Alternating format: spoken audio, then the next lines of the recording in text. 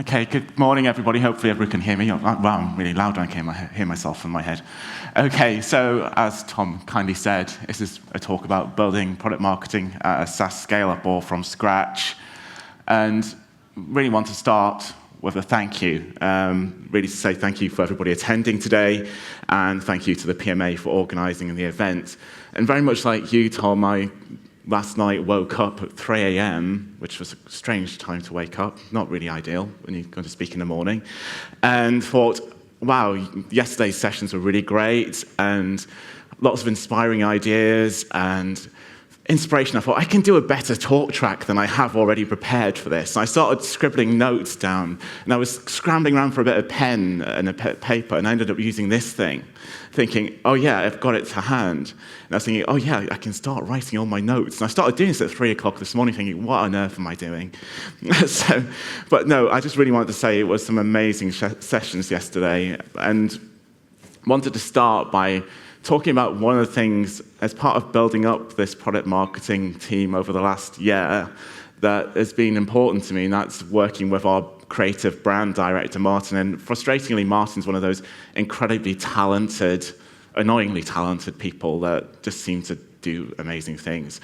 And as a company, we in Cloud Call, we're kind of small. You may not have heard of us. We do computer telephony, and we integrate with CRMs. And one of our points of difference is really who we are. And when I first joined the company and had the first discussions almost a year ago, actually, to the day, it was described to me as we're a jolly nice bunch of people. And how do we express that through our brand and through our product marketing? And how do we then take that forward?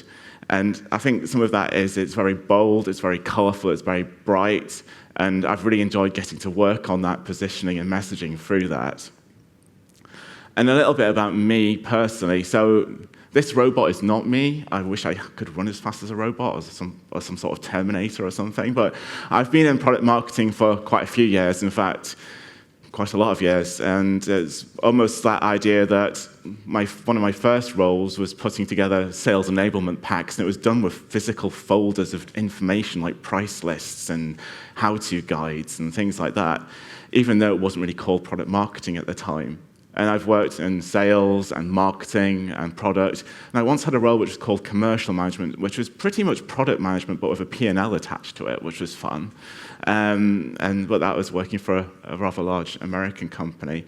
And I think it's that understanding. And somebody said yesterday about the idea that when you come to product marketing, and I think Harvey really hit the nail on the head, we sort of stumble into it, we sort of gravitate towards it, and there's an accumulation of knowledge and information that we develop over our careers that forms us into product marketers. We may specialize in one area, whether that's competitive or go-to-market or pricing strategy, or we may be quite general. I like to think of myself as being quite general, but very much on the strategic side. And I don't think I'm overstating it when I say, actually, I love being a product marketer. It is very much in my wheelhouse. I love the fact it combines that scientific element and the artistic elements. And I'd love to be more creative, but I guess that I tend to be more creative in my thinking. And this whole idea about marketing superpowers and product marketing superpowers. So I know that Sean Broderick, that he posted something a couple of weeks ago on LinkedIn about product marketing superpowers. So I did actually do the personality test on Sitecore, because we all love those, don't we? It's like, am I Ross and Friends, or am I in Hufflepuff or Gryffindor, depending on your age and what's appropriate. By the way, Gryffindor. And so the idea is that taking something, being able to reimagine it and rebuild it, and that's how I very much saw this task and opportunity over the last year. So the company I work for, Cloud Call, we've tried and stopped and started to implement product marketing a few times, and it never really stuck. And the CMO that I report to didn't quite know why, because fundamentally, as a software business that was growing at a phenomenal rate, product marketing is one of those key functions that really help drive the business forward. And I think it's that running piece. And I would say I'm slightly obsessed with running. I'm slightly obsessed with Strava, I think, rather than running. I don't know who else uses Strava in the audience, but it's one of those things that you look at the metrics, you're looking at the data, and you're looking at the idea that I want to go faster and faster. And I was watching a product marketing talk a few weeks ago when somebody said, actually, you're running fast, well, you're putting more effort in, but all you're really doing is you're going faster. It doesn't get any easier. And I think product marketing is like that. We need to run as fast as we can. It's not going to make our lives any easier, and it's not going to be helped. We can throw more and more product marketers at it. And I think there was a conversation yesterday that there are not enough product marketers in the world, and there's never a truer statement been made, I think, over the last couple of days. So it's that idea that we need to run faster. It's not going to make our lives easier, but it's going to help that value that we bring to our companies and our stakeholders more effective and more impactful. So moving on slightly. So just to give you a little bit of background about the company I work for. So Cloud Call was founded in 2012, providing a solution for businesses to combine their communications and CRM systems.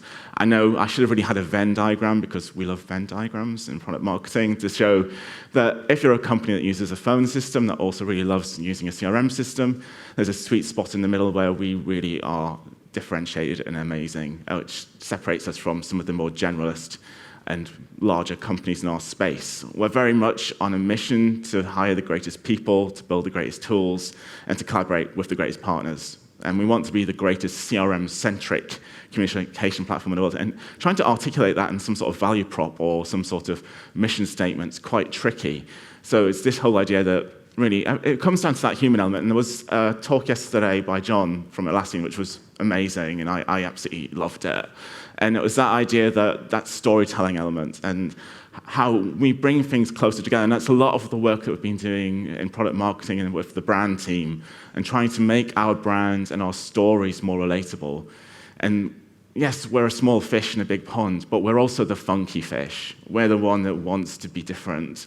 We want to stand out, and we want to connect with our users and our audience in a way that is more human and more relatable. Ultimately, we have big ambitions as a company, and things are exciting. But as I mentioned, as was in the intro as well from Tom, that it's a very exciting challenge and a huge opportunity to build a product marketing department from scratch. And really, what I want to go through today is the importance of the first 100 days, really begin to sell in the vision of what product marketing can be. As I mentioned earlier, that it had been attempted a few times to start product marketing and Cloud Call, but it never really stuck. And I was thinking, well, why is that? Why has such a fundamental part of growing software businesses not stuck at a fast-growing tech company? So it was really that first 100 days, and I'll go through that in a little bit more detail, from which I think people talked about frameworks and so I talk about creating a product marketing manifesto. Oh, it could just be a charter. And ultimately, trying to help set expectations around priorities and also what is not a priority. And I think on the subtitle of my talk, I said, how I learned not to love being in control of every detail. And I think it was probably articulated much better yesterday when somebody said it really is being ruthless about prioritization. And it's not that I've just said, oh, I'm just going to ignore that stuff over there. It's really focusing in on what's going to bring value, what's the most impact. And it's really about drawing lessons. This talk could have been sort of like titled The Secret Diary of a Product Marketer, or The Secret Diary of Sean Hopkins, age 46 and a quarter, whichever it would have made more appropriate title. I think one of the biggest challenges for me this year is really about the big rocks, choosing which ones I wanted to move, which OKRs I would try and align with the rest of the business. The emotions of trying to build a team in 2022, that's been a real roller coaster, to be honest, and I'll go into that. What's worked really well, other than the brand team and working with some amazing people across the business, and what happens next?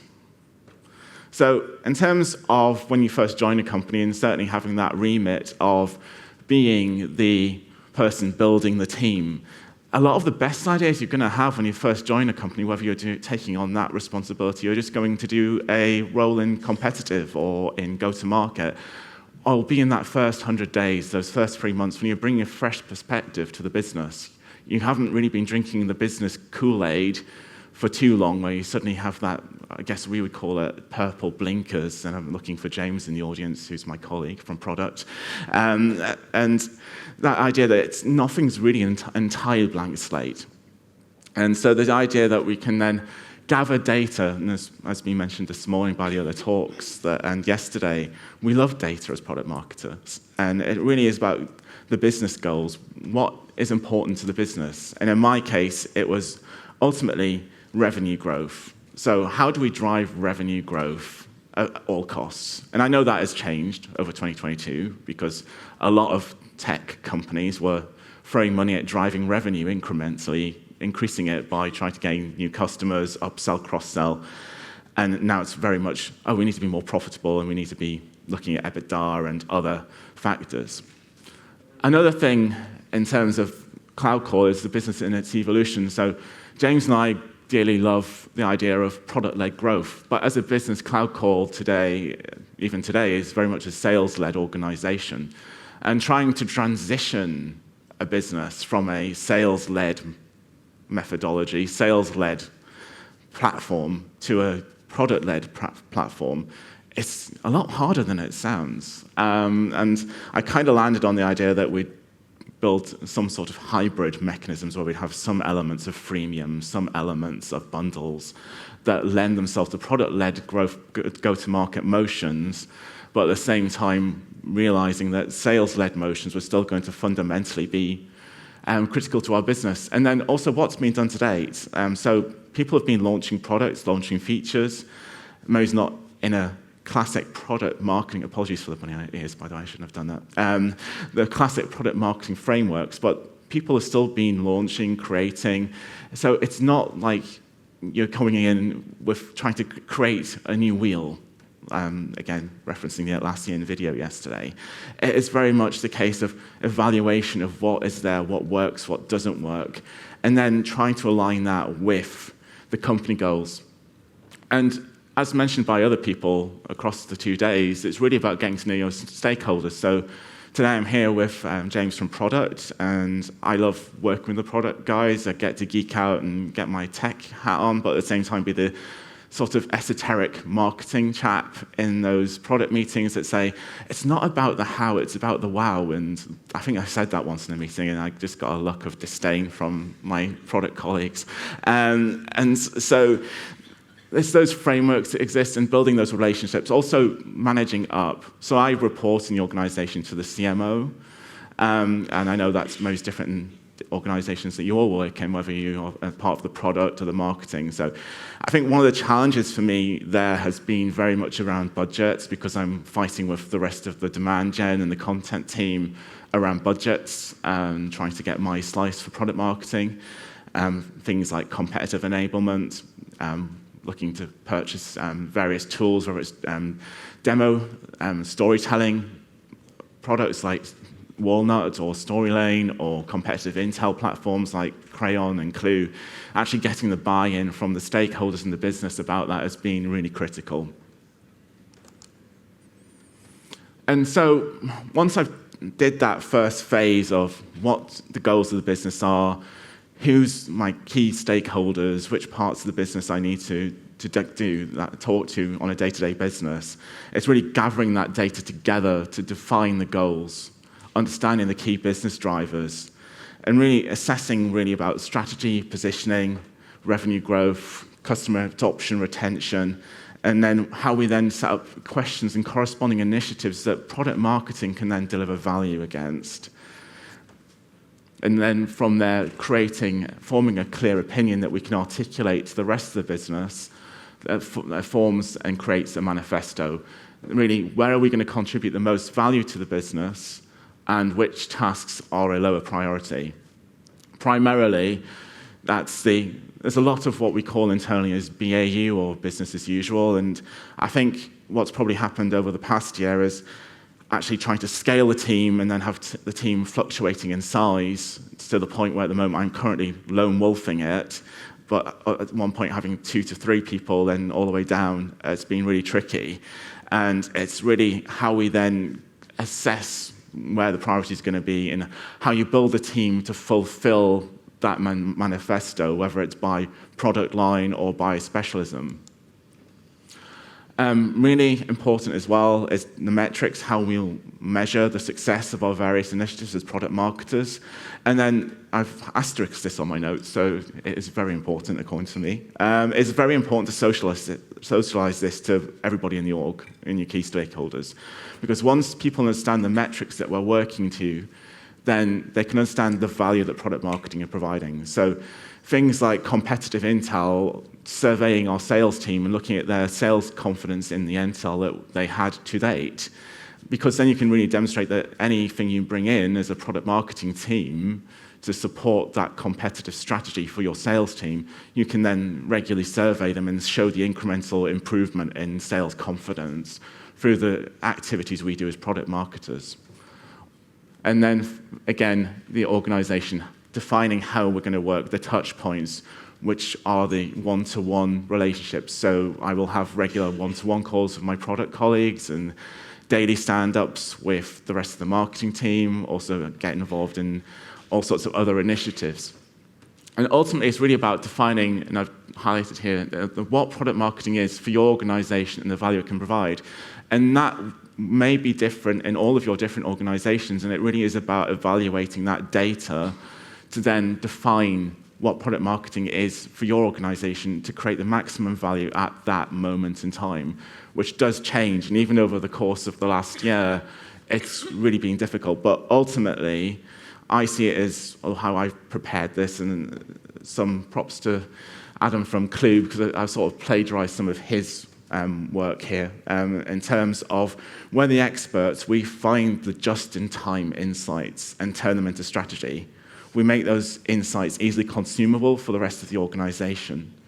We sit at the intersection of most teams. We work with each of them to break down the silos and get better results. That's tricky because as an organization, it's quite natural sometimes to silo off. And in terms of we partnering with product teams to make our products successful, we want to drive awareness, acquisition, adoption, and expansion across all of our product lines and features. And from a customer success point of view, we want to work with the internal teams to design and deliver great customer experiences that make them feel understood, empowered, and valued. So there's so much that sits under those four headings, whether it's marketing strategy, go-to-market planning, product launches, and then how do you build your team to fulfill that huge list of stuff? And I think somebody said it really well yesterday. As product marketers, if we're not careful, we could just be very busy all of the time. And it's a big trap that we can fall into. And I've worked in organizations before where product marketing has fallen into that trap because you're so busy running around the hamster wheel that you don't actually look at what brings the value at that time. This slide is very familiar to everybody who's ever looked at the PMA's website, although I apologize, I've probably made it look not as good on this version. But ultimately, it's really about us being the overarching voices of the customer, to the point where last night I should have went to bed early, but instead I went to drinks with potential customers and partners to try and dig out some more intel. So if I sound a little bit husky, that's why. And ultimately, what I'm looking for in terms of how I was looking to build a team is this whole idea of full stack product marketing. It's a term that I think Jenna Crane from Klaviyo had come up with in terms of to set up the big rocks and OKRs we have as a product marketing function, really about driving awareness, acquisition targets, whether that's the cost of acquisition, whether that's ARPU, things like that, adoption and expansion, so that virtuous cycle of product marketing. So big rocks. So I've chose quite a few rocks, and in full honesty, going into an organization trying to set up product marketing, I should have chosen fewer rocks. So, yeah.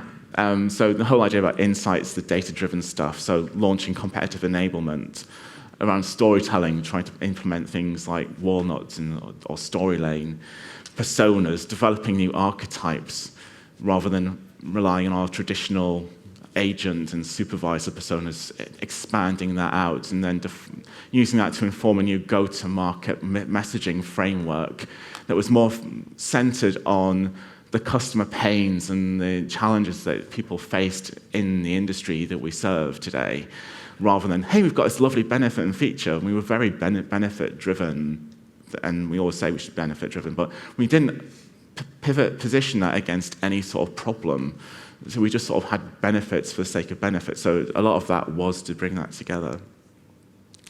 So I won't go into this too much in detail, but I would just say as a word of caution to choose your OKRs wisely, whether that's the holy grail of OKRs or a cup of doom. So it's really aligning with the company's strategic goals, which for us, Cloud Call was about being the #1 CRM-centric phone system, to hit our growth targets, and to build an engaged, happy, and successful customer base. I've wrote in brackets here, super fans, because I'm a big fan of, I guess if you've heard of Gong.io, they're really great at that, and that sort of whole customer advocacy, and I thought I'd be able to solve that in a year, but newsflash, I didn't. But yeah, so building a product marketing team in 2022, and I'm not going to sing it to you, but Ronan Keating did sing Life is a Roller Coaster. And it's been quite a year for everybody, and product marketers, we're not an exception to that. So we've had to adjust to a new, ever-changing reality. Priorities switched, budgets dropped, hence some delays in some things. New channels opened, though, so new opportunities, and coupled with the million miles an hour ride that is life at a rapidly growing scale-up, it's been tough. And it's when you want to choose adding extra headcount, it's where do you find the correct people? And I had this idea that economists would make great product marketers, and really like the skill set that we're looking for. And people talk about, well, how do I get into product marketing other than by accident? And I think there is something in that, and I've probably made mistakes and done very well in that in terms of the people who have come in and out of the team over the last year. So and I guess really to sum up, it's been really emotional, because you start the year really enthusiastic, and then it's really difficult to find people to join your team because of the great resignation. The expectations of people in the first quarter were very high, and it was very difficult to find people with product marketing skill sets. So you start casting your net wider and wider. And so I did make a mistake of hiring somebody from from our target sector, thinking somebody marketing within our target sector would understand the needs and desires, and how that, from a customer marketing perspective, as an element I wanted to bring into it, that how they would then be able to articulate that. And I think a mistake I did make was saying, here's a great sandbox, go play. I'll support you and give you the tools and the support to build customer marketing for Cloud Call. But sometimes people don't want that blank piece of paper, that sandbox to play in, because it's kind of scary. I love it, to be honest, and it's kind of part of my psyche that in slightly egotistical nature, that I think I can handle that. And yeah, of course I want to be able to do everything in all things as well as I can. And it's been difficult to do that. And it's about, again, the changing priorities as a business. So do we leverage capabilities from our product colleagues, from our content marketing colleagues, from other people in the business who have skills that, whilst not specifically product marketing, can facilitate some of the outcomes we need to deliver as product marketing, and that's where I've ended up at the moment. So in terms of the successes and what happens next, we've launched quite a lot of stuff. I think James will agree with that over the last year. And I think having the frameworks, and I think Elizabeth talked about it really brilliantly this morning, about those frameworks and the actual how you tier or segment your launches is really important. So trying to move away from that, again, continual release to almost like a quarterly theme release. So if things drop out of the roadmap or get shifted to the left, you are talking more on a thematic basis rather than, now I think Harvey's mentioned this before in one of the Friday meetings about this whole idea about thematic release schedule. And I think it's such a great way of thinking about it when you've got so much going on and so many new features, new functions, new capabilities, and new products,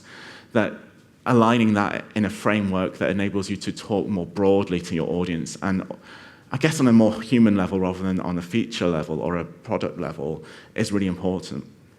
And again, loved the work on the go-to-market messaging. It was intense and did take a lot of my bandwidth through the summer period. And it's how we then get that running and updating and making these things living, breathing documents. And I think I was talking yesterday when we were on the talk at Breakout about competitive intelligence. And that idea that battle cards are not this fixed moment in time. They're living, breathing things. So how do we continually keep things fresh, make the value to our stakeholders relevant today, and how we want to do that? Again, we've updated our brand, we've launched a new website, we're doing things around bundles and pricing and some really huge amounts of work. And I think probably one of the biggest successes for me is, in terms of my remit, to come in and try and build a team other than building it up and then scaling it down and then getting into a point where we're in this loop of, oh, do we really need to hire somebody right now, or what we're doing next year? It's been actually being able to bring product marketing to the exec team, and now that we're at that table, we're looking at the strategic direction of Cloud Call as a business, and we're there and we're contributing, we're providing information, we're providing data that is actually going to have a profound effect on what happens to our business next year. Yes, it's slightly scary, but it's freaking exciting at the same time. It's like, oh, it's like the winds of doom are coming in and it's slight nervousness, but it's kind of like, I was at Salesforce Live the other day, and Nile Rodgers was the luminary speaker, and he was talking about meeting David Bowie when David Bowie lost his record deal, and he was very depressed and upset about it. I guess he was still David Bowie. It wasn't like a product marketer losing their job. Like, but we're still product marketers. He may still be David Bowie when he lost his record deal, but we are still product marketers.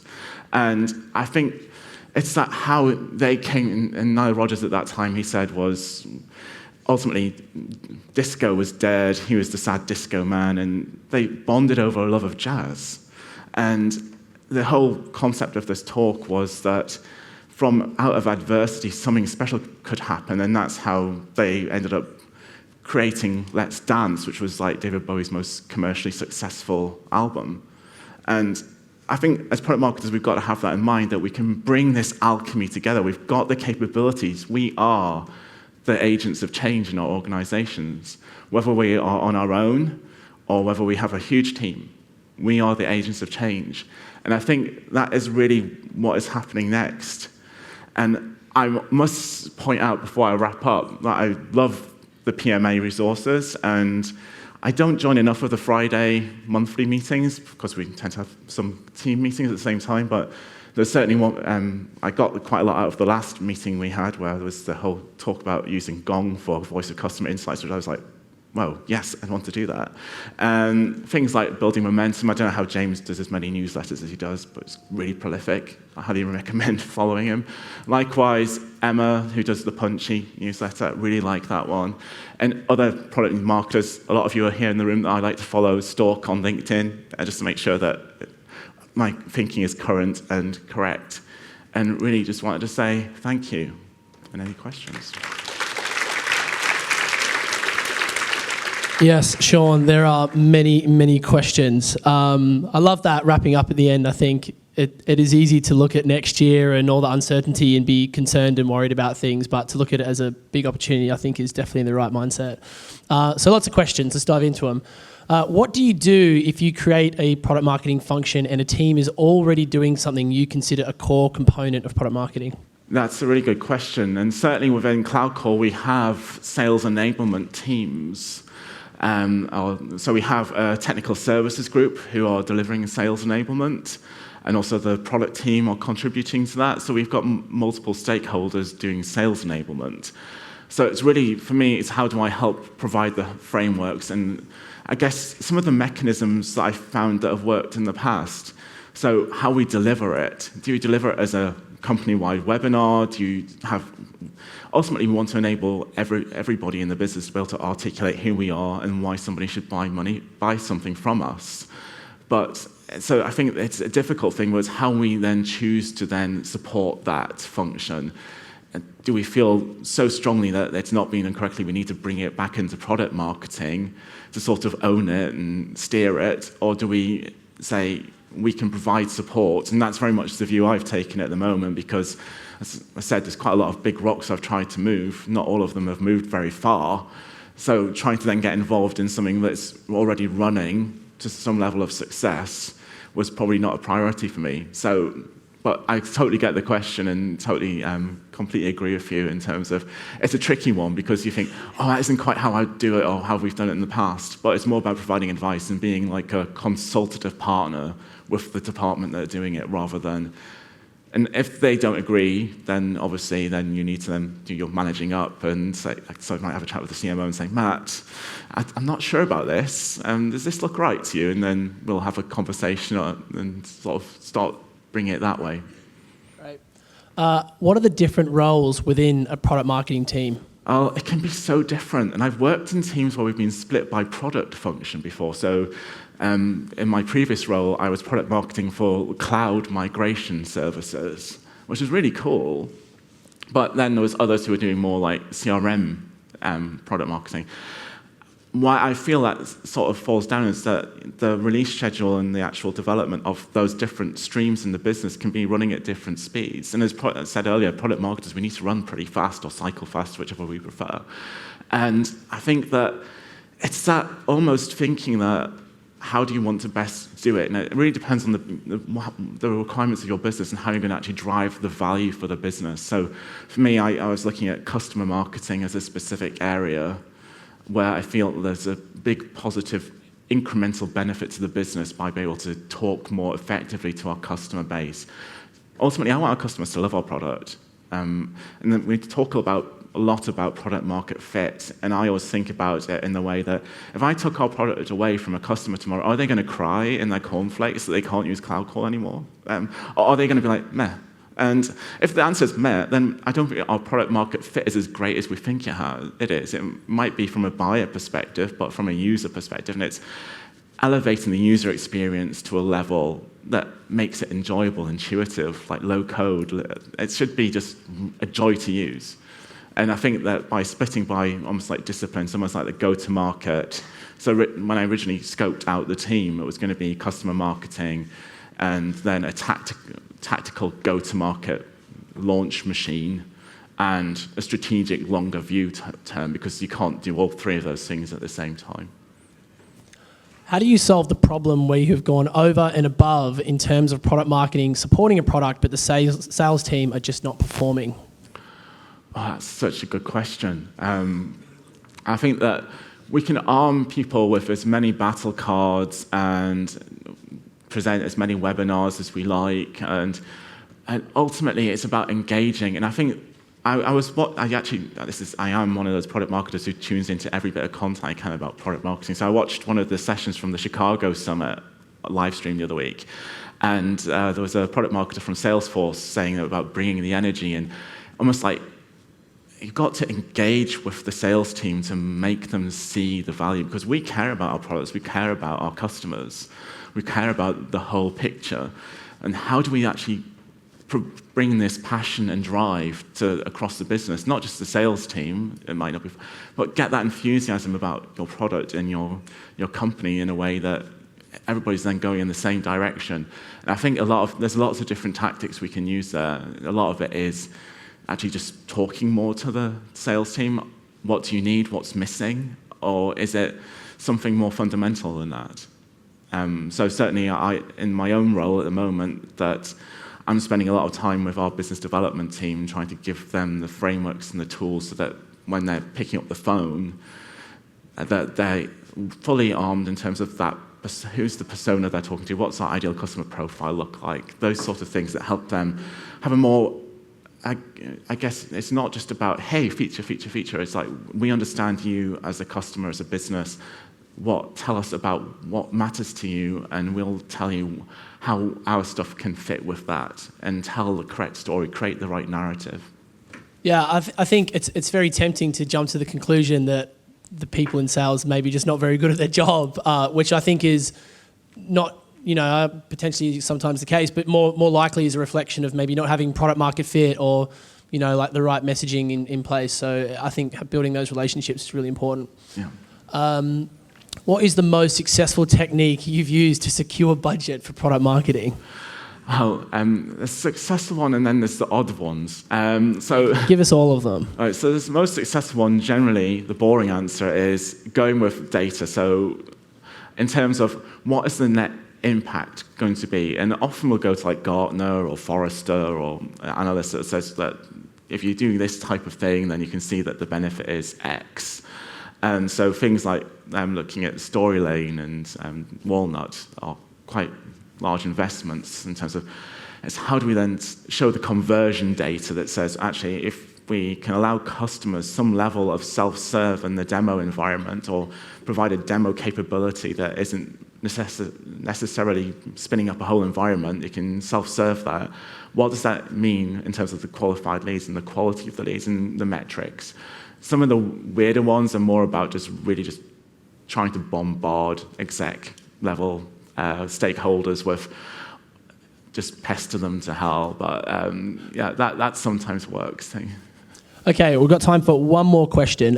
What do your daily stand-up meetings involve? What format? What do you discuss? So in our team, we use Monday.com, and we have a whole board of stuff and sprints and different activities. But it's more just a quick check-in. It's like an agile stand-up methodology where it's short, it's snappy, it's are there any blockers, what's standing in our way, how can I help sort things out. Great. Okay, well, I think we'll leave it there. Thank you so much, Sean. One more round of applause for Sean.